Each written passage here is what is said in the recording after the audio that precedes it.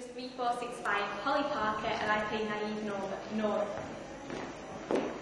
I'm Frank Bertagios, I play Christine Lindsay, and my candidate number is 3065. My name's Eric Upham, my candidate number is 3120, and I play Dr. Rank. My name is Jimmy David, my candidate number is 2182, and I play Crockstar. I'm Nadia Fallu, candidate number 3171, and I play the West. I'm Stephen So, my candidate number is 2571, and I play Torvald Helmer.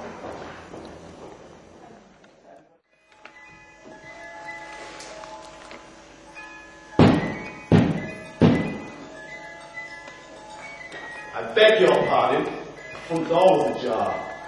No, the strange gentleman won't do anything to hurt Mommy. You want to speak to me? Oh, you don't need to play the innocent with me. Let's not be around the bush.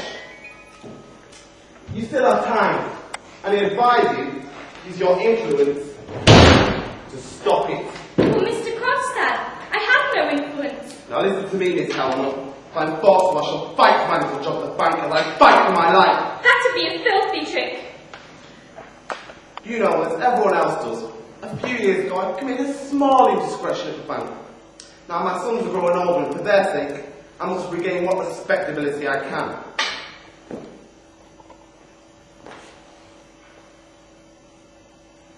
When your husband was ill, you came to me to borrow £250, so it won't be out of place if I refresh your memory. Well, in exchange for the money, I drew an IOU. Yes, and which I signed. Exactly. But then I added a few paragraphs naming your father as security for that, which he was to sign. He did sign it.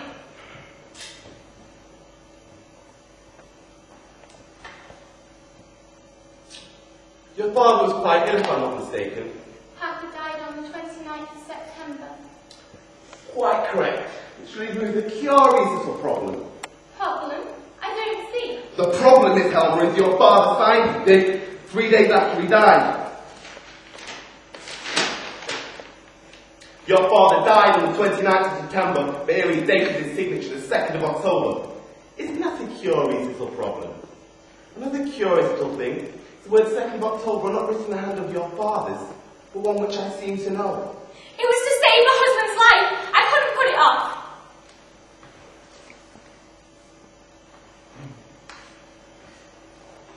You evidently don't quite appreciate what you've done, but I can assure you there's no bigger, no worse crime than the one I once committed, thereby ruining my whole social position. I have a letter in my pocket to your husband, telling him everything. He must never see that letter. Tear it up. I'll find the money somehow. Don't do anything silly, Miss Helmer. When your husband reads the letter, he'll come to talk to me.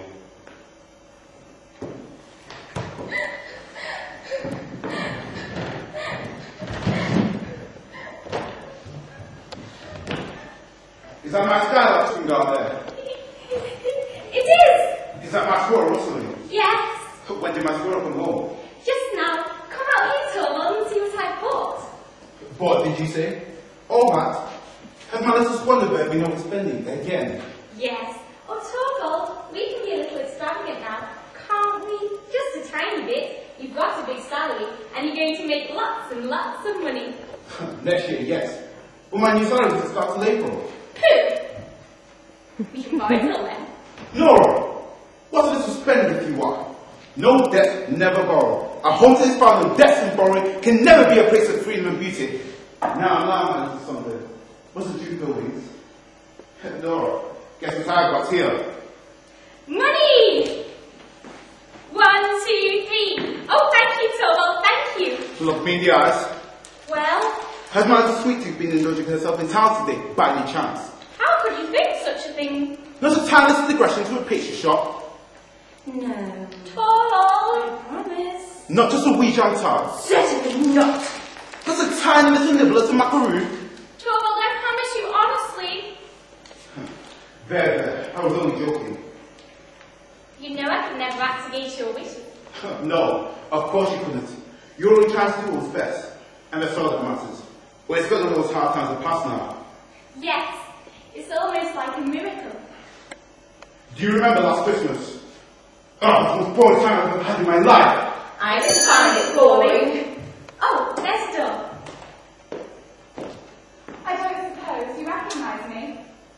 Why, Christine, is it really you? Yes, it's me. Christine, how you've changed. You've got a little paler, Christine. And perhaps a little thinner. And older, Nora. Perhaps a little older. Just a tiny bit. Not much. Oh, but how thoughtless of me to sit here and chat away like this. Poor Christine, you've recently become a widow. Yes, 3 years ago. No children either. No, Nothing at all then?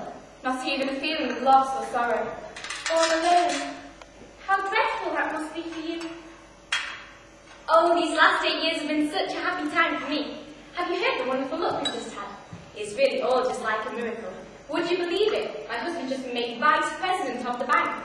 Your husband? Oh, how lucky. He's starting at the bank in the new year. He'll be earning a big salary, with lots of percentages too. We'll be able to have whatever we want. Oh, Christine, it's such a relief. I feel so happy. It's wonderful to have heaps and heaps of money. It must be lovely to have enough to call one's needs anyway. Torvald worked all day and night, but it became too much for him. He was frightfully ill. The doctor said he'd have to go to a warmer climate. Yes, you spent here in Italy, didn't you? Yes. But of course we had to do it. And it saved Torvald's life. I can imagine. £250. How lucky you had it. We got it from my father. We got it from my father. And didn't he die just about that time? Yes, Christine. Just about then. And your husband came back completely cured? As fit as a fiddle. Oh God, isn't it a wonderful thing to be alive and happy? Oh, but how beastly of me. Tell me, Christine, is it really true you didn't love your husband? Why did you marry him then? Well, I had a helpless mother to take care of, and 2 younger brothers. I didn't feel I could say no. He was rich then, was he? Quite country off, I believe. But his business was resounded, Nora, and when he died, it went bankrupt, and there was nothing left. These last 3 years have been just one endless slog for me without a moment's rest. But now it's over. My poor dead mother doesn't need me anymore, and the boys don't need me either. They've grown up now and have got jobs of their own. How relieved you must feel. No, Nora. Just unspeakably empty. No one to live for anymore. If only I could get a regular job. Office work of some kind. Oh, but that's dreadfully exhausting. And you look practically finished already. It'd be better for you if you could go away somewhere. Haven't you grown up yet, Nora? I have no papa to pay for my holidays. Do you understand? One has no one to work for anymore, and yet one must be continuously sponging for jobs. When I heard about this luck you just had with Torvald's new job, I was happy, but not so much on your account as on my own. What do you mean? Oh, I understand. You mean Torvald might be able to do something for you? It's sweet of you to bother so much about me, Nora, especially since you know so little of the worries and hardships of life. But Nora isn't as silly as you think. Just you leave it to me. I'll lead up to it so delicately. I do so want to help you.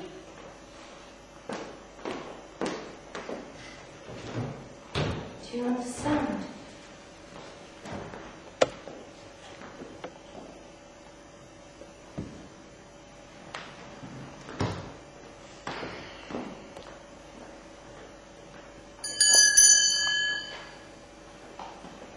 Good evening, Dr. Bank. I recognise your ring, but you mustn't go in and see Torvald yet. I think he's busy. And you? Oh, you know very well. I've always got time to talk to you. Thank you. I shall avail myself of that privilege as long as I can. I'm on my way out, and there's nothing to be done about it. It's no good lying to oneself. I'm the most wretched of all my patients, Miss Helmer. These past few months I've been going through the books of this poor body of mine and found this time bankrupt. Soon I'll be rotting up there in the churchyard. What a nasty way to talk. When I have an accurate idea of when the final disintegration will begin, I'll send you a visiting card with a black cross in it, and then you'll know the final filthy process has begun. Really? You're being quite impossible this evening. With death on my hands! Cheer up, laugh. Yes, you're right. Laugh is all the damn thing's fit for. This poor innocent band man must pay. Oh yes, that's the saddest thing of all. Why did you smile? No, it was you who laughed. No, it was you who smiled, Dr. Rank. You're worse than I thought.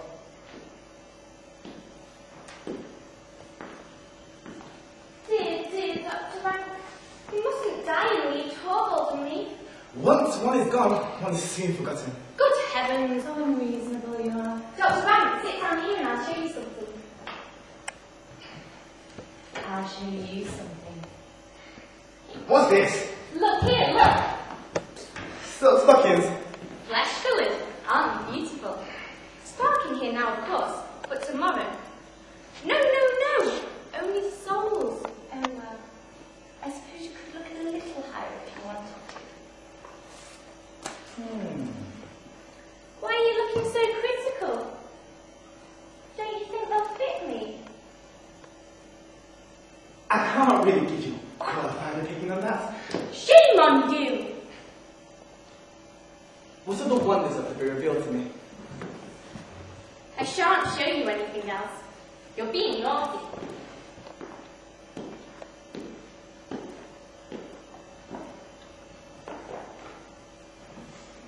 When I sit here like this, being so intimate with you, I just can't think. No? Do you think he's the only one? What do you mean? I swore to myself I will tell you this before I go. I shall never have a better opportunity. Well, now you know. And now you know you can trust me. I shall trust nobody else. Oh dear Dr. Rank. That was really horrid of you. That's how loved you as anyone else has? Was that horrible? No, but you should go and tell me. That was quite unnecessary. What? Did you know then? How could you be so stupid, Dr. Rank? Everything was so nice. Well, at any rate, now you know I'm ready to save body and soul. So please continue. Perhaps I ought to bid you adieu. No, you will naturally come and visit us as before. You know quite well how Torvald depends on your company. And you? Oh, you know I always find it enormous fun having you here. Enormous fun. That's what misled me. You're a riddle to me. Play for me, I want to dance.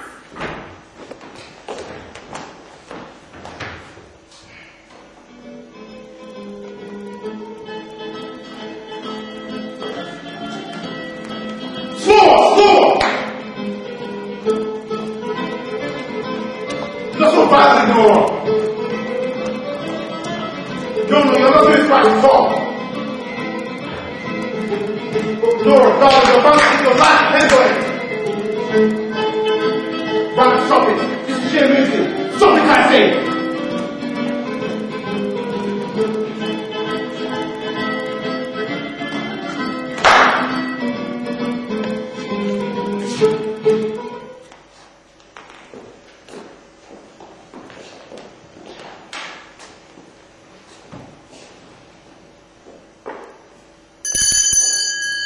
Come in. There's no one here. I found a note for you in my lodgings. What does this mean? Come in. We're quite alone. Well, the hounds are out dancing this evening. You and I must have a talk together. We have a great deal to discuss. I wasn't aware of it. That's because you never really understood me.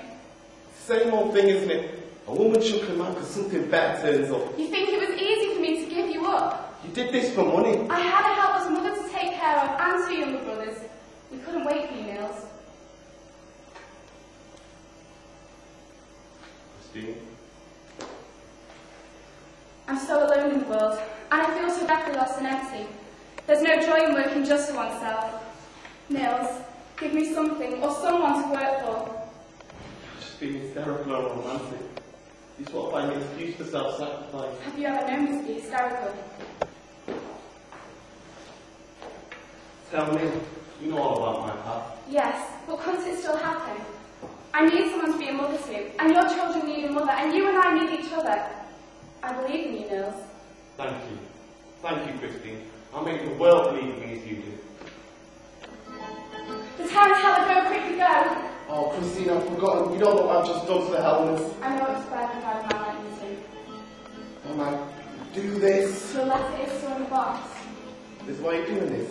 You want to save your friend at any price.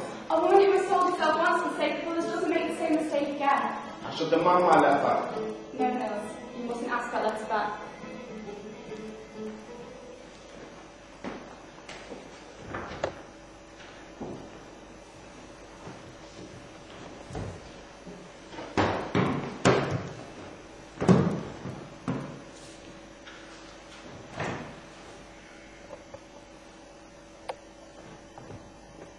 Aren't you tired, Torvald?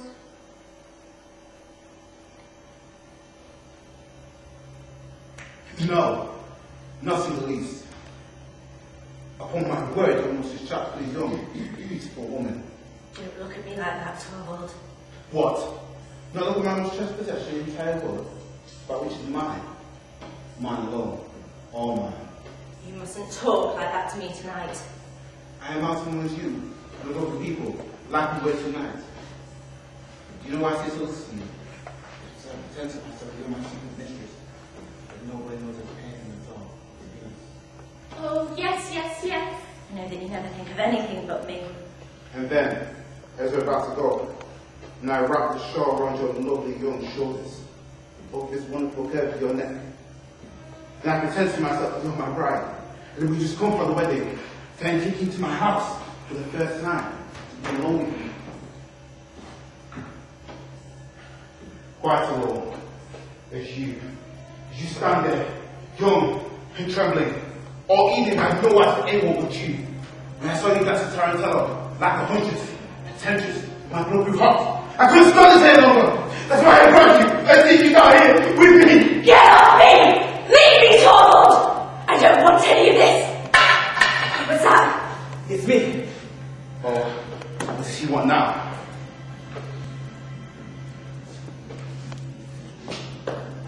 Dr. Rank, you've been carrying out a scientific experiment today, haven't you? Exactly. Scientific experiments. Both are big words, my little Nora to you. May I congratulate you on the finding? You mean indeed the best possible findings, both doctor and patient. Certainty. But I'm forgetting what I came for. Helmer! Give me a cigar. One of your black Havans. With the greatest pleasure.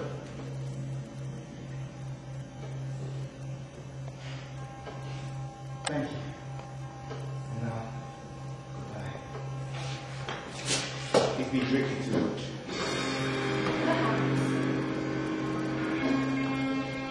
I'm not going to the letter box. It's absolutely quite full. Look how they piled up. The letter! Oh no, Torvald, no! 2 visiting cards for a rank. There's a black cross with his name. Rather push for visitors. It's almost as if he's announcing his own death. He is. And cards like this that make me into a separate writer. When the time comes, it's best to go quietly. Don't you think so, Torvald? Do you know, Nora?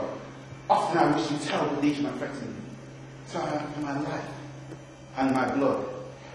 Everything for your sake. Go and read your letters now. I'll go read my letters. Never see him again. Oh, if only it were all over. Now he's got it. He's reading it. Oh no, Torvald, no! Not yet! No! What's in this letter? Do you know what he writes? You must try and save me, Torvald. Is it true what he writes? My God's true! Is it possible? It can't be true! Wretched woman, what have you done? Help me! You must try and save me, Torvald. I won't let you. Stop being theatrical! You're going to stay here and explain yourself! Answer me! Do you understand? Yes, I'm beginning to understand.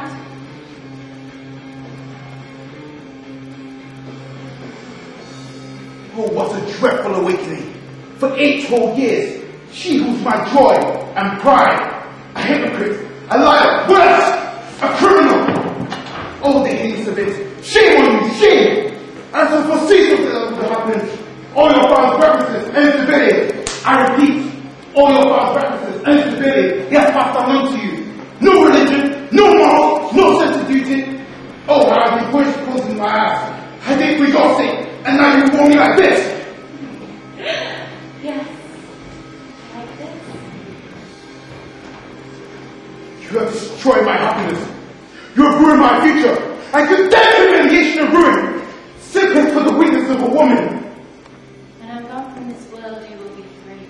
Oh, don't be so melodramatic. Do you realize what you've done to me? Yes. It's so unbelievable. I can hardly press it. I must try to buy my somehow. We must appear to be living together, just as before. But the church shall take off your hands. I dare no longer entrust them to you. Henceforth, there can be no question of happiness. We must surely strive to save whatever stress we touches. What was that? Hide yourself, Nora. Say you're ill.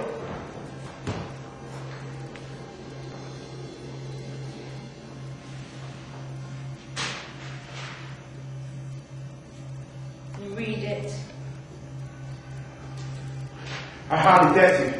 This made me dare for us both. No. No, I must read it once more.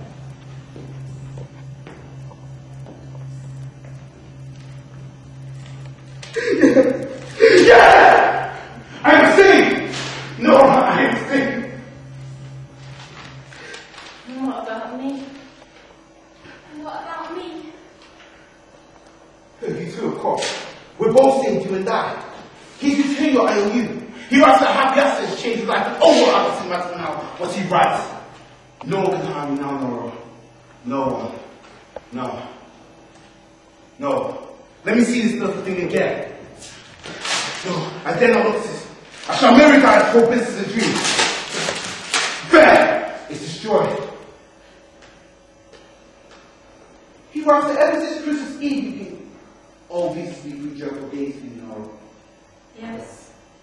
It's been a hard fight. It's over. It's over.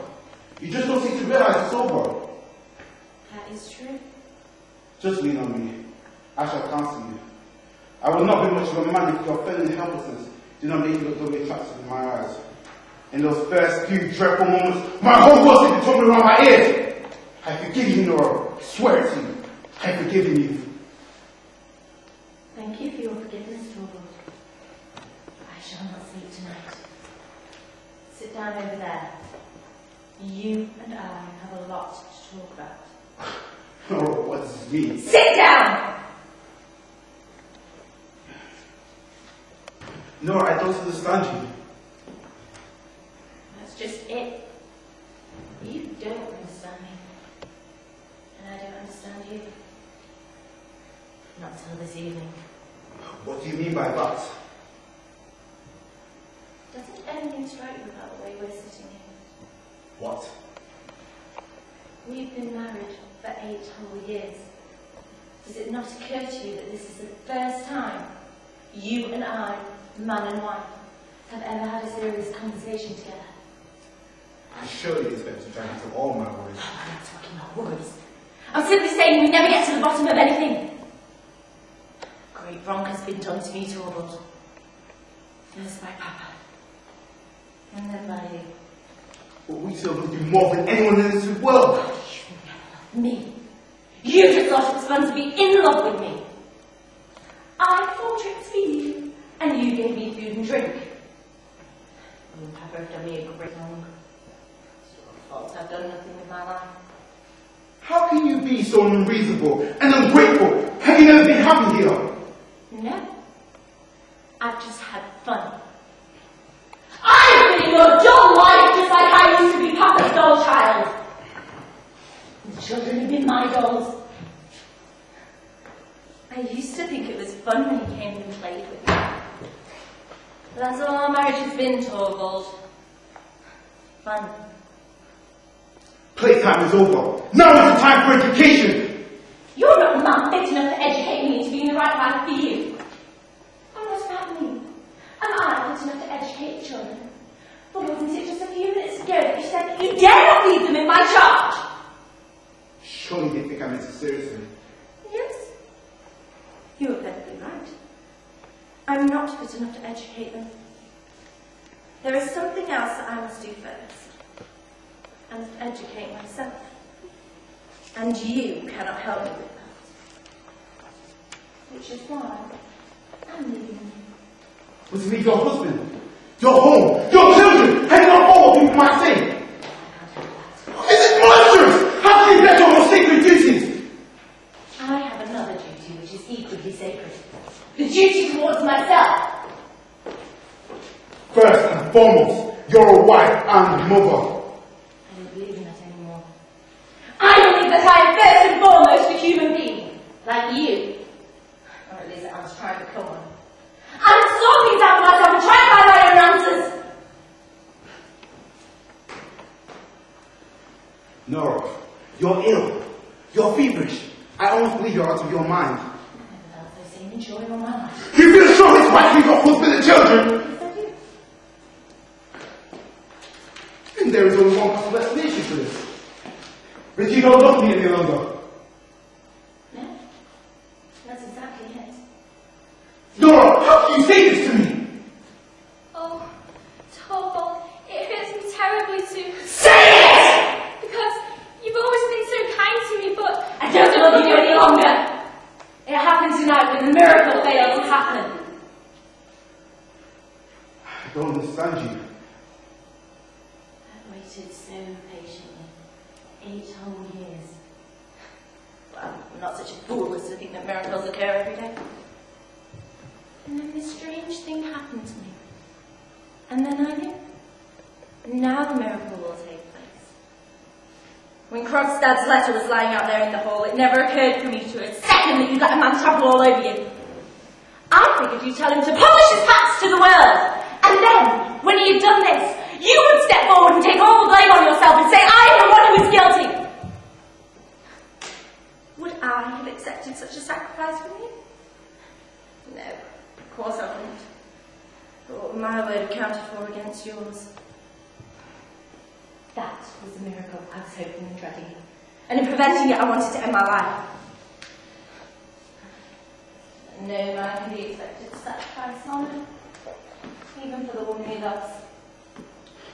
You think I talk like a stupid child! Maybe, but you neither think nor talk like my uncle for the rest of my life. I see it. I see it. A gulf is indeed open between us. I don't know why for you. But I have the strength to change. Perhaps, if your doll is taken away from you. But to be parted from you. No, not now. Wait till the morning. I can't spend the night in a strange man's house.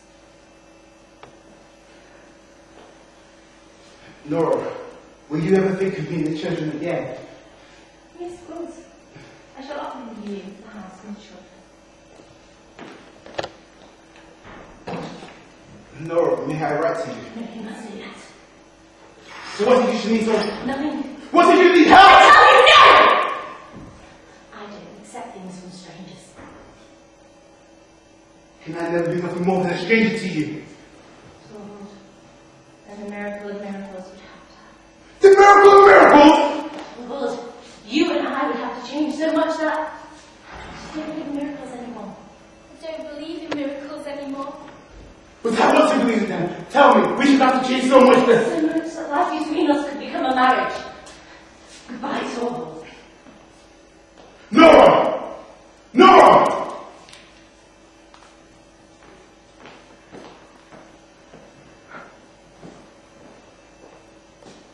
See,